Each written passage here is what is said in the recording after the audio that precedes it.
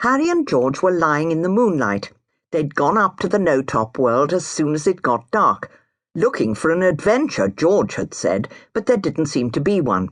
Harry had his suspicions that George wasn't so much looking for adventure as for something else.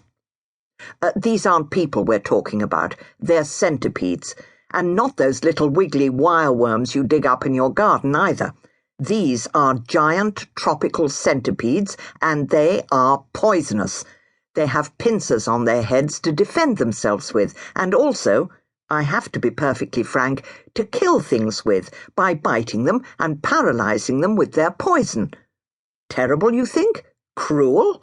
Oh, please, this is the natural world. Not many creatures in nature get by without eating some other creature, and that includes most humans.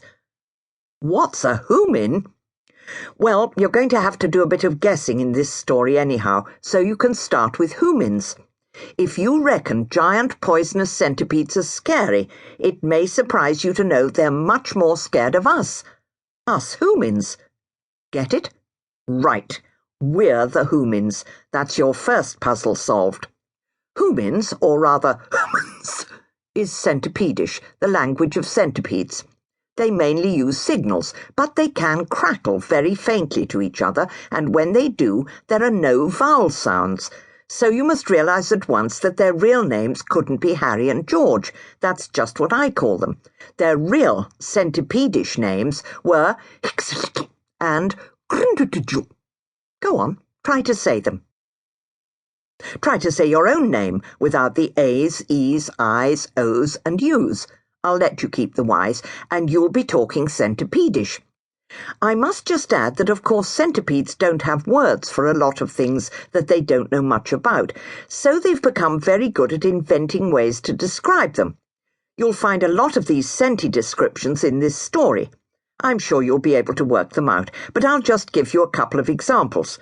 Don't worry, the story's going to start at any minute. Humans are the enemies of centipedes, but they have others. There are also hairy biters, which is anything hairy that bites, flying swoopers, birds of course, plus maybe bats, and belly crawlers. No prizes for guessing that one. It's snakes, of course. But humans are in a category all by themselves, the category of the fastest, biggest, and scariest things around. Harry and George lived underground in earth tunnels, which are nice and damp. It's very important to centipedes not to dry out, and came up at night to hunt. You'll soon find out that their favourite foods were not things that you'd fancy.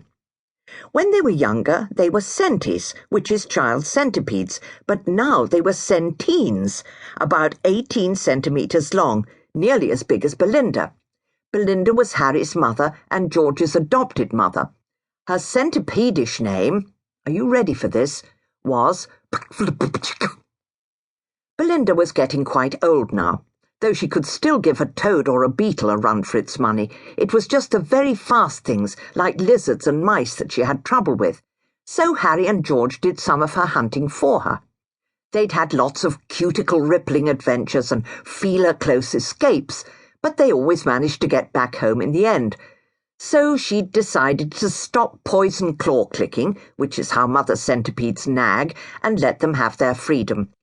"Just take care," she would beg, as they headed out of their home tunnels up into the dark time.